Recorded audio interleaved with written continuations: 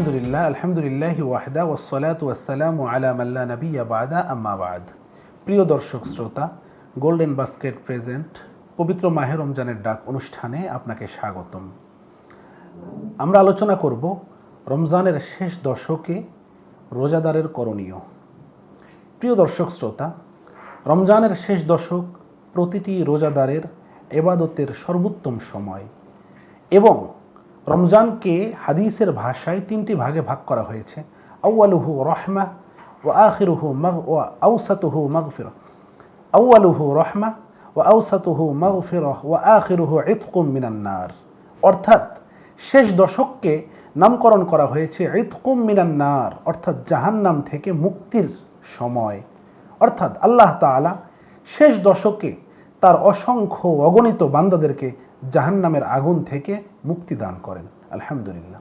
এই জন্য আমরা রমজানের এই শেষ দশককে অত্যন্ত গুরুত্বের সাথে এই দশককে আমরা মূল্যায়ন করব। রাসূলুল্লাহ সাল্লাল্লাহু আলাইহি ওয়াসাল্লাম রমজানের শেষ দশকে যেই আমলগুলো করেছেন তার মধ্যে সবথেকে বড় আমল হলো ইতিকাফ করা।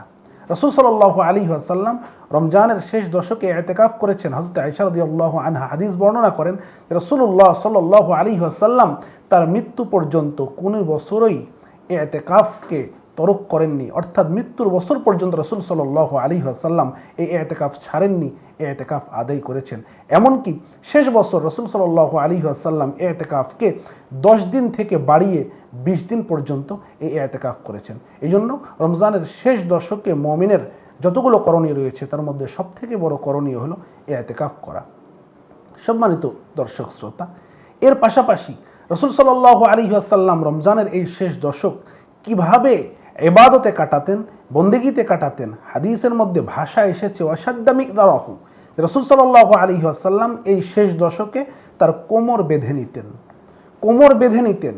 এখানে হাদিসের ভাষাটা কেমন ছিল যে আমরা সাধারণত কোমর বেঁধে নেই কোনো শক্ত কাজ করার জন্য, কোমর বেঁধে নেই কোনো ভারী কাজ করার জন্য, দীর্ঘ সময় কোনো কাজ করার জন্য আমরা আমাদের শ্রমিকরা আমরা আমাদের কোমরকে বেঁধে নেই। এখানে রাসূল সাল্লাল্লাহু আলাইহি ওয়াসাল্লাম যে কোমর বেঁধে নিয়েছেন, সরাসরি কোমর বেঁধে নেওয়া এরকম রাসূল কোমরে বাঁধতেন ব্যাপারটা এরকম নাও হতে পারে। এখানে উদ্দেশ্য হলো রাসূল সাল্লাল্লাহু আলাইহি ওয়াসাল্লামের প্রস্তুতি বোঝানো উদ্দেশ্য। কেমন প্রস্তুতি নিতেন? হাদিসের মধ্যে এসেছে রাসূল সাল্লাল্লাহু আলাইহি ওয়াসাল্লাম নিজে ইবাদত করতেন, অন্য কাউকে ইবাদতের জন্য, নফল ইবাদতের জন্য বিশেষ করে কখনোই কাউকে রাসূল সাল্লাল্লাহু আলাইহি ওয়াসাল্লাম উৎসাহিত করতেন না, ডাকতেন না। কিন্তু রমজানের শেষ দশক যখন আসতো, হাদিসের মধ্যে এসেছে হয়তো আয়েশা রাদিয়াল্লাহু আনহা বলেন রাসূলুল্লাহ সাল্লাল্লাহু আলাইহি ওয়াসাল্লাম এই দশকে তার স্ত্রীদেরকে ডেকে দিতেন, তার স্ত্রীদেরকে জাগিয়ে দিতেন ইবাদত করার জন্য। এই জন্য রমজানের শেষ দশকের দ্বিতীয় আরেকটি ইবাদত হলো কোমর বেঁধে নেওয়া, অর্থাৎ ইবাদতের জন্য পূর্ণ প্রস্তুতি নিয়ে এই শেষ দশককে পালন করা, আল্লাহ পাকের ইবাদত এবং বন্দেগীতে কাটানো। সেই ক্ষেত্রে রমজানের 20 দিন চলে গেল। হাদিসের মধ্যে এসেছে রাসূল সাল্লাল্লাহু আলাইহি ওয়াসাল্লাম যখন মসজিদ নববীর মেম্বারে পা রাখলেন, রাসূল বললেন আমিন। এরকম 3 বার আমিন বললেন। সাহাবায়ে কেরাম জিজ্ঞাসা করলেন, আল্লাহ রাসূল আপনি আমিন বললেন কেন? রাসূল সাল্লাল্লাহু আলাইহি ওয়াসাল্লাম উত্তর দিলেন, জিবরাইল আমাকে কয়েকটি বিষয় বলল, আর আমি সেগুলোকে আমিন বলে আল্লাহর দরবারে সুপারিশ করলাম যেন আল্লাহ তাআলা কবুল করে নেন। তার মধ্যে একটি হলো যেই ব্যক্তি রমজান পেল কিন্তু নিজের গুনাহ মাফ করাতে পারলো না, সে যেন ধ্বংস হয়। এটা জিবরাইল বলেছেন, রাসূল বলেছেন আমিন। কত আশ্চর্য হাদিস! দোয়া করলেন জিবরাইল, যেই দোয়াটা করা হলো মসজিদের মধ্যে, রাসূল পা রাখলেন মেম্বারে, রাসূল মুখ দিয়ে বললেন আমিন। আর দোয়াটা কি ছিল? যে মুমিনরা রমজান পাবে অথচ নিজের গুনাহ মাফ করাতে পারবে না, তার ধ্বংস অনিবার্য। সুতরাং যখন রমজানের শেষ দশকে আমরা উপনীত হচ্ছি, এই সময়টা একজন মুমিনের সবথেকে বেশি চিন্তার বিষয় এটা যে আমি আমার জীবনের গুনাহকে মাফ করাতে পারলাম কিনা। কারণ রমজান চলে যাচ্ছে, আগামী রমজান আমি পাবো কিনা। এই সামান্য কয়টা দিন, এটাই আমার জীবনের শেষ সময় হতে পারে। এই জন্য গুনাহ মাফ করানোর জন্য চেষ্টা করা, এই ক্ষেত্রে খুব বেশি তওবা এবং ইস্তেগফার পড়া। এই রমজানের শেষ দশকে আস্তাগফিরুল্লাহ ওয়া আতুবু ইলাই সবথেকে ছোট দোয়া এটা ইস্তেগফারের। এই দোয়া বেশি বেশি করা সর্ব অবস্থায়। সম্মানিত দর্শক শ্রোতা, রমজানের শেষ দশকে তৃতীয় আমল হলো আমরা তওবা এবং ইস্তেগফার করব। তৃতীয় হলো জিবরাইল বললেন যে তার বৃদ্ধ পিতামাতাকে পেল কিন্তু তার খেদমত করে নিজের জান্নাত কামাই করতে পারলো না, সেও ধ্বংস হোক। রাসূল সাল্লাল্লাহু আলাইহি ওয়াসাল্লাম বললেন আমিন। তার মানে রাসূল আমিন বলার সঙ্গে সঙ্গে জিবরাইলের এই কথাটা কবুল হয়ে গেল। আজকে আমাদের সমাজের চিত্রটা কেমন? আমাদের বৃদ্ধ পিতা মাতাকে আমরা কতটা অবহেলায় রেখেছি, অথচ হাদিসের মধ্যে রাসূলুল্লাহ সাল্লাল্লাহু আলাইহি ওয়াসাল্লাম বলেছেন, রিদর রব্বি ফি রিদল ওয়ালিদি ওয়া সাখাতুর রব্বি ফি সাখাতিল ওয়ালিদি, যে পিতামাতার সন্তুষ্টিই হলো আল্লাহ তাআলার সন্তুষ্টি, আর পিতামাতার অসন্তুষ্টি হলো আল্লাহ তাআলার অসন্তুষ্টি। এই জন্য পিতামাতার খেদমত করে অবশ্যই আমাদেরকে জান্নাত কামাই করতে হবে। কোনো অবস্থাতেই চুল পরিমাণ, বিন্দু পরিমাণ পিতামাতার অন্তরে কষ্ট দেওয়া যাবে না।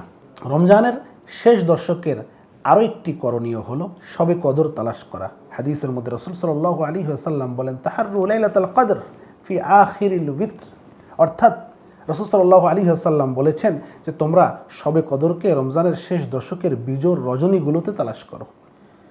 রমজানের শেষ দশক শবে কদর তালাশের দশক, যদিও বা কোনো কোনো হাদিসের মধ্যে শেষ দশকের বাহিরেও অন্য দশকের মধ্যেও শবে কদর আসতে পারে, কিন্তু অধিকাংশ হাদিস দ্বারা এটাই প্রমাণিত যে রমজানের শেষ দশকেই শবে কদর পাওয়ার সম্ভাবনা খুব বেশি। এই জন্যই তো রাসূল সাল্লাল্লাহু আলাইহি ওয়াসাল্লাম এবং সাহাবায়ে কেরাম রমজানের শেষ দশকই সবসময় সদা সর্বদা ইতিকাফে কাটিয়ে দিতেন। এই জন্য এই দশককে শবে কদর খোঁজার উদ্দেশ্যে, তালাশের উদ্দেশ্যে খুব বেশি ইবাদত এবং বন্দেগীতে কাটানো। হযরতে আয়েশা রাদিয়াল্লাহু আনহা রাসূল সাল্লাল্লাহু আলাইহি ওয়াসাল্লামকে প্রশ্ন করলেন, হে আল্লাহর রাসূল, আমি যদি শবে কদর পেয়ে যাই তাহলে আমি কি দোয়া করব? রাসূল সাল্লাল্লাহু আলাইহি ওয়াসাল্লাম হযরতে আয়েশাকে একটি দোয়া শিক্ষা দিলেন, আল্লাহুম্মা ইন্নাকা আফুউন তুহিব্বুল আফওয়া ফা'ফু আন্নী, আল্লাহুম্মা ইন্নাকা আফুউন তুহিব্বুল আফওয়া ফা'ফু আন্নী। হে আল্লাহ, ইন্নাকা আফুউন, আপনি বড় ক্ষমাকারী, তুহিব্বুল আফওয়া, এবং আপনি ক্ষমা করতে ভালোবাসেন, ফা'ফু আন্নী, আপনি আমাকে ক্ষমা করে দিন। যদি আরবি বলতে না পারি, বাংলায় এই দশকে আমরা এই কথাটা আল্লাহ তাআলার কাছে বলে বলে খুব বেশি দোয়া করব। এই জন্য আর রমজানের শেষ দশকের আরও একটি গুরুত্বপূর্ণ ইবাদত হলো সাদাকাতুল ফিতর আদায় করা। সাদাকাতুল ফিতর এটা গরিব দুঃখীর হক। যদিও বা সাদাকাতুল ফিতর আবশ্যক হয় ঈদের দিনে, ঈদুল ফিতরের দিনে সুবহ সাদিকের সময়, কিন্তু যদি কেউ রমজানের শেষ দশকেই আদায় করে দেয় এটা উত্তম হবে, কল্যাণকর হবে। কেন সাদাকাতুল ফিতর দেওয়া হয়? দুই কারণে। এর উদ্দেশ্য দুইটা। এক নম্বর হলো নিজের রোজার ভুল ত্রুটিগুলো, কম বেশিগুলোকে আল্লাহ তাআলা মাফ করে দেবেন, আর দ্বিতীয়ত হলো গরিব দুঃখীও যেন আনন্দের সাথে তাদের ঈদটাকে উদযাপন করতে পারে, এই জন্য তাদের কাছে কিছু অর্থ, কিছু খাবার পৌঁছিয়ে দেওয়া।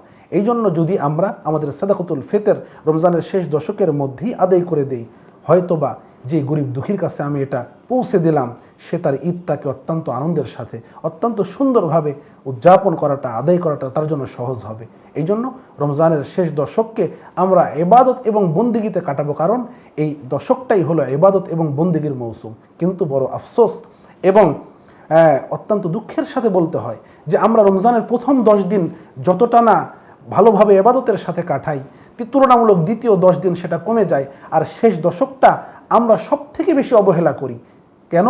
আমরা শেষ দশকে রমজানকে ভুলে গিয়ে ঈদের প্রস্তুতিতে আমরা বেশি ব্যস্ত থাকি।